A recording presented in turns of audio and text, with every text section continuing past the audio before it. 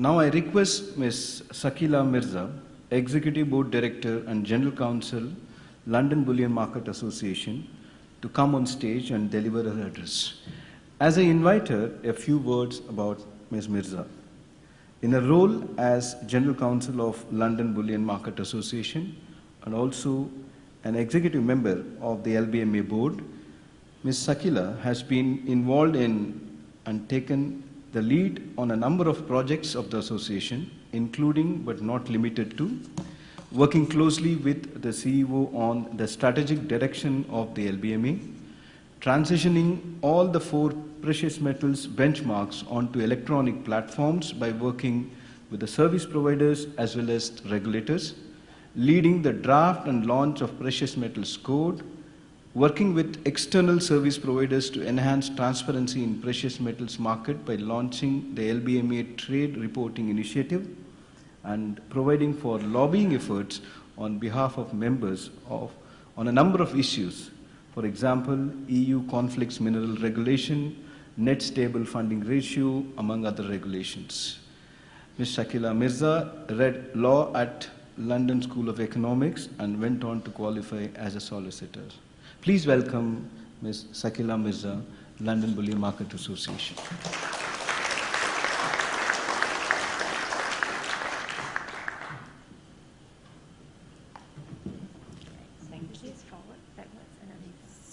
Thank you. Well, thank you so much. And good morning, everybody. First of all, let me start with congratulating the SBMA and everybody else involved in putting this event together at such short notice.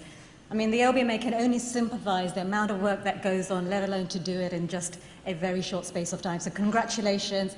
It's been a fantastic start. I mean, the cocktail reception last night was such good fun. It was so good to see so many of you. And I hope to talk to more of you, but also very much looking forward to the program the next 2 days. A great lineup. Please make sure you're here for 4 o'clock this afternoon, because Sunil Kesha will be leading the best panel, because I'm on it. So, let a shout out there, if I'm allowed to. But otherwise, no, thank you so much for this opportunity, for letting the LBMA give you an update on its opportunities and sort of all the work that we've been doing over the last few years. But I also hasten to add, this is also my first time in Asia where I'm not going to complain about 2 things. The jet lag. I don't know how many of you are still suffering from jet lag. It's not pleasant, but I'm never going to complain after not having traveled for 2 years. And secondly, more personally, what the weather does to my hair in this country. It's not great, it's always going to be frizzy, but I'm never going to complain about it ever again, having learned my lesson over the last 2 years that I love coming to Asia, so thank you. So anyway, with that little preamble, let me get started on the LBMA's work. Oh, 1 second. So over the last 2 years, I think it's quite clear to understand that it's not been business as usual for anyone. A lot of our strategies, plans that we had at the beginning of 2020 were all put out of sync as we were all facing an unprecedented situation. One thing that was actually very clear was that there was a lot more growing need for the LBMA to do more. Let's cast our memories to the beginning of the pandemic, where lockdowns were impacting absolutely everybody, not understanding or realizing what's going to happen to precious metals moving, what does it mean for refineries, what does it mean for carriers. So LBMA played a central role in actually helping to communicate between all the stakeholders, working with other associations globally, and trying to give a combined effort on how we could be dealing with this unprecedented situation together. That only cemented the LBMA's role as a central hub for a global industry. Furthermore, the demands and pressure on the responsible sourcing program, it's definitely intensified over the last few years. It's been on that same path for several years now. Stakeholders want more information, they want more data, they want more clarity, they want higher standards. And with that, we've actually gone on to reflect a lot of that feedback through our program, but not just through our program. Working with other stakeholders to understand how can we complement each other in making sure that we're all working towards the same agenda. Furthermore, there's been also a growing need for looking at market development initiatives. We already heard David mention gold bar integrity. I'll talk about that a little bit more. But how can we work together in ensuring that we can use some of the technology benefits in helping with market efficiencies?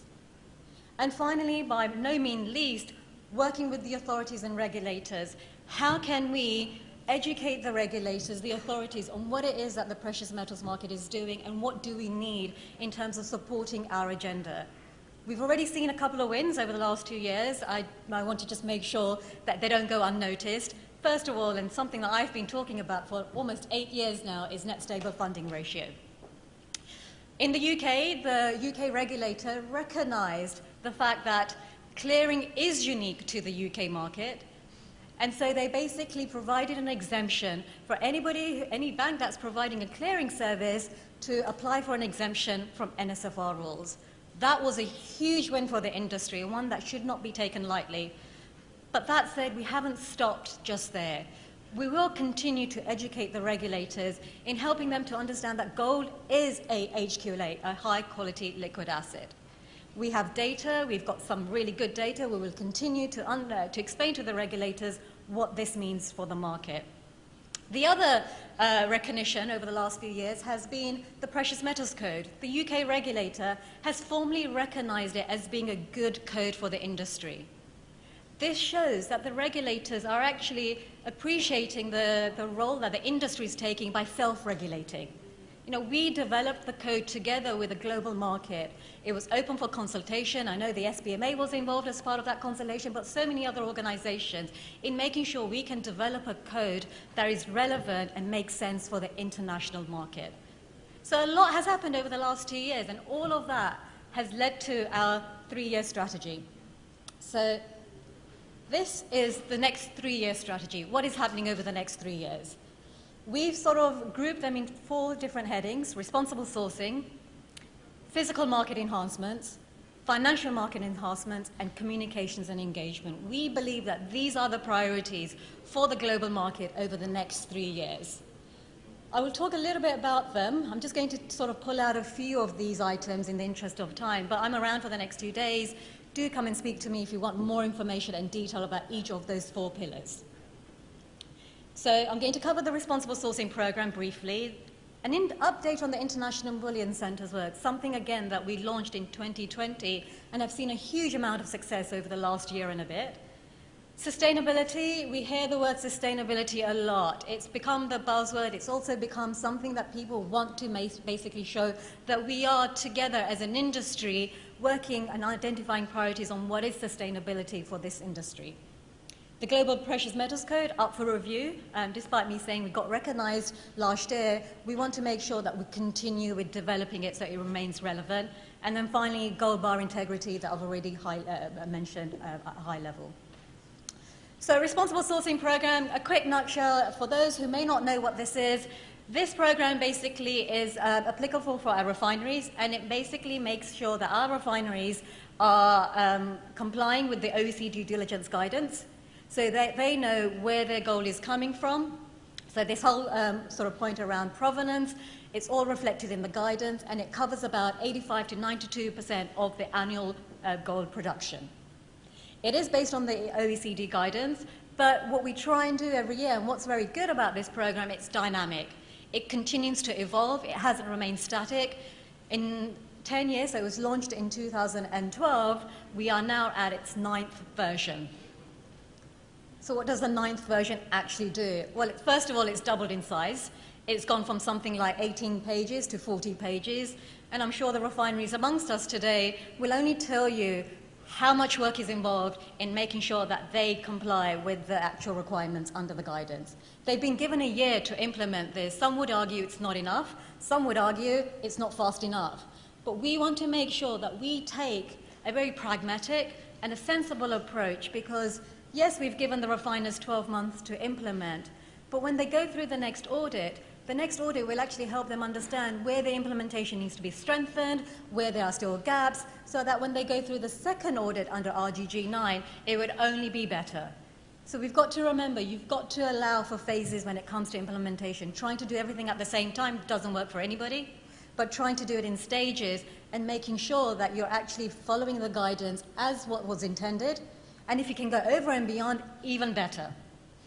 So what does the RGG 9 actually do? We provide a much more detailed focus in terms of definition on recycled gold. What are their expectations of due diligence for recycled gold?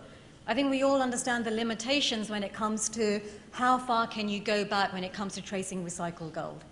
And given those limitations, we've tried to provide more guidance on how we can address those limitations together. We try to encourage elimination of cash, providing more support of ASM, giving more clarity on origin of material, and also perhaps what has very much increased in scope and size is the detail on ESG requirements and that risk assessment. There's a lot more work involved this time in RGG 9 when it comes to the ESG agenda. We've provided a new concept, intermediate refinery, the obligations that the refiner, the GDL refiner, would have when they are sourcing from an intermediate refinery, and also there have been some further enhancements on governance.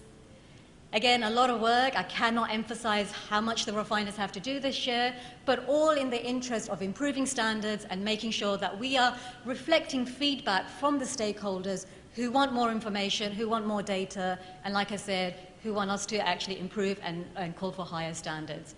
But the work doesn't stop there, because I can tell you right now, there will be a version 10, not for the next few years as we allow refiners to go through version 9, but there is definitely a version 10 in the background that together with stakeholders, with the refiners and everybody along the value chain, we've started scoping in terms of what should that look like, where are the lessons learned, and at what point do we actually launch that as well. So if you want to sort of get involved, if you've got ideas, you want to give us feedback on RGG 9, get in touch, love to hear more from you. A huge commitment on ASM. I mean, this year we've launched the feasibility study. Clearly, ASM is something that we want to tackle together globally. You cannot do it in silos. The LBMA and the WGC, we held an event on Responsible Sourcing and Sustainability Summit back in March this year. It was a very successful summit. It was the first one of its kind. But what was consistent was the ASM agenda. It came up on every single panel. It was discussed. I think we all know what the risks are. We all know the challenges, but how do we meaningfully do it together? And doing it together is what's going to solve some of the risks and issues highlighted under ASM. So more from that. I mean, look out for the feasibility study that we'll be launching later this year. An update on the International Bullion Centres. Now, I understand, I mean, we did do this during the pandemic. It was towards the end of 2020. And, you know, we did not have the benefit of events like this where we could actually explain a little bit more in person as to what was intended under the IBC. So here I am, being given that opportunity. Let me first of all explain what was intended with the IBC and has that been achieved. The LBMA's responsible sourcing program can only go so far when it comes to addressing a lot of the supply chain risks. We continue to ask for more standards and higher standards, but they can only go so far. We do need help. We need help from the regulators, the authorities, in supporting the industry in trying to do better and trying to do more. So what we did for the first time was actually put it in writing. What is it that we need from the authorities? What support, what help do we need from the authorities? This is what we call the IBC recommendations. We wrote to 12 IBCs. Singapore was one of the 12 as well. I mean, these are the 12 major global gold hubs that we identified, asking them for specific recommendations to be put in place. It's so easy to get together, to talk about the challenges, the risks, but what is it that we're actually asking for?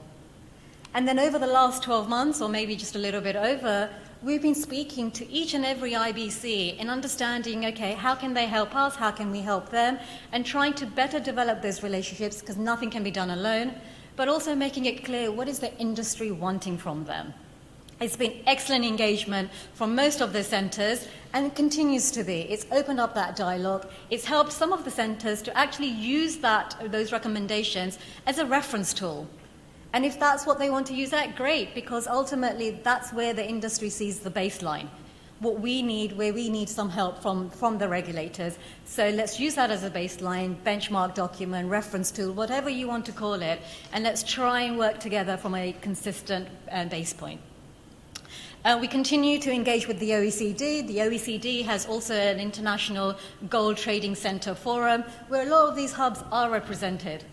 And I know there's a lot of work coming out of that, but the LBMA continues its bilateral discussions with the centers, and we're hoping that those relationships will only strengthen. And if we can do anything to help the authorities in understanding and explaining how this industry works, we are always ready to talk to them. I've already mentioned sustainability. Just a quick word on this. The LBMA and the WGC have created a working group in understanding what does sustainability mean for this industry, for the gold market. What are the priorities, and how should we be looking at these priorities? Because everybody's working on this agenda in silos. You've got people like, you've got the producers working on it, you've got the upstream, you've got refiners, you've got the downstream, the investors. Every group is working on this sustainability agenda. But what is it that they're actually looking at? What are their priorities? Can we create some harmony across the full value chain? I can't answer those questions yet, because this is why the working group has been established. If you'd like to know more about the working group, indeed, if you'd like to be involved, get in touch with either myself or somebody at the WGC to actually talk about how you can actually give feedback and be part of shaping the sustainability agenda. The Global Precious Metals Code. This was a document. This is something that we launched back in 2017, 5 years ago. It was definitely something that helped the industry, especially during the beginning of the pandemic, where they could all reference a tool when it comes to market conduct. There's some principles there where everybody can be like, are we complying with those principles? The OBMA was checking with its members. Are you complying with the Global Precious Metals Code? Are these principles still relevant? Is the code still relevant? It was a very useful document for a lot of our members and great feedback. However, it does need to be updated. The world has changed. There's a lot more focus on working from home. Can some of the Global Precious Metals Code help address what are the standards required? Sustainability, ESG, responsible sourcing. A lot of business practices have also evolved. The Global Precious Metals needs to evolve with it. So again, a working group has been established for this. If you'd like to get involved, get in touch. We'd love to get feedback because this is a global code. It is something that anybody can use. And even if you don't want to formally recognize it, I definitely encourage you to look at it, understand it, and use it for your business. And if you can formally recognize it, then do so. It's something that helps with global understanding of what the businesses are doing. And this is a quick this slide just shows you what the code is composed of, all the different principles, how it's divided.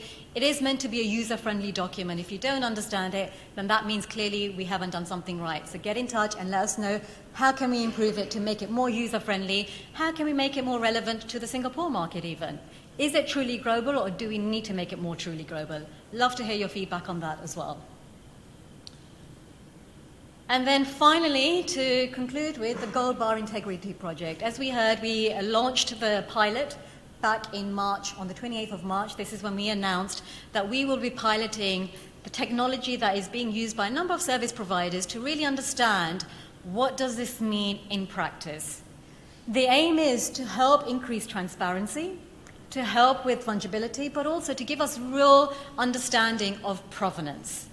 Where is that gold coming from? How is it moving? And to address issues of fraud and duplicate bars that may potentially enter the system or have the risk of entering the system, how can we make sure that those risks are all mitigated?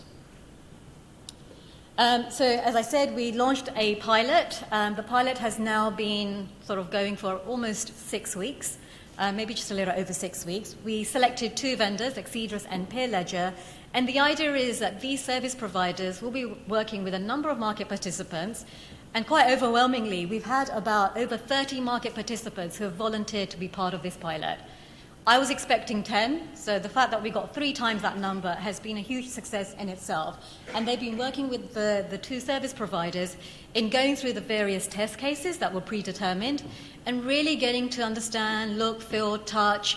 Is this good? Does it work? Why doesn't it work? Does it address the risks that we thought it was going to address? Yes, no, why not? How can we improve it? What can we do to better make sure it suits this industry on a global level?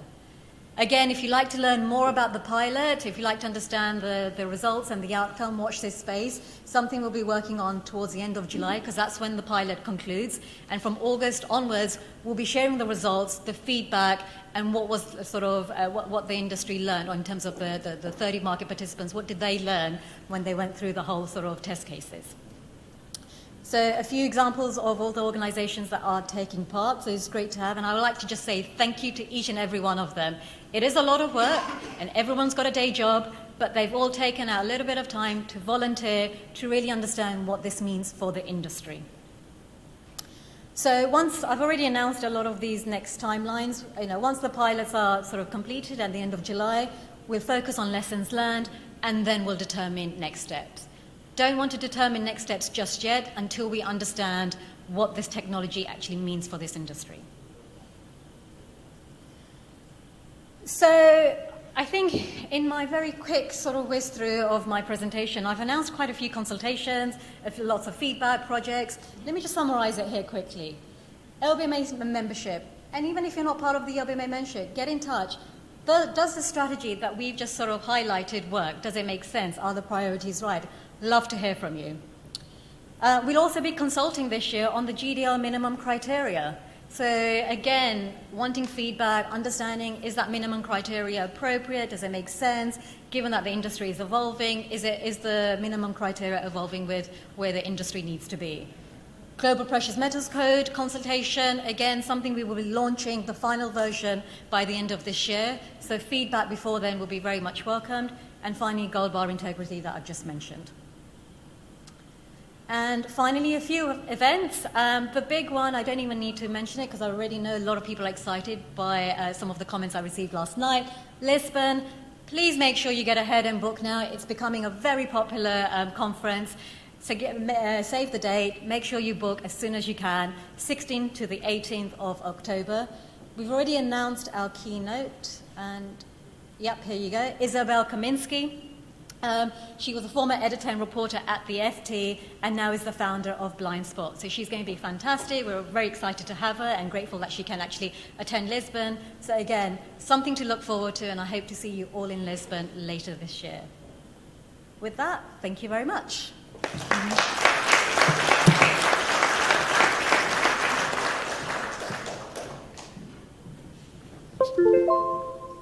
Thank you very much, Ms. Sakhila Mirza, for the excellent address. And we are very fortunate that she's going to be here in the afternoon once again. But that's going to be on fungibility and intermarket connectivity. But all the other issues and the projects which LBMA is pursuing, if you would like to talk to her more in detail, she's there for the next 2 days. Thank you so much.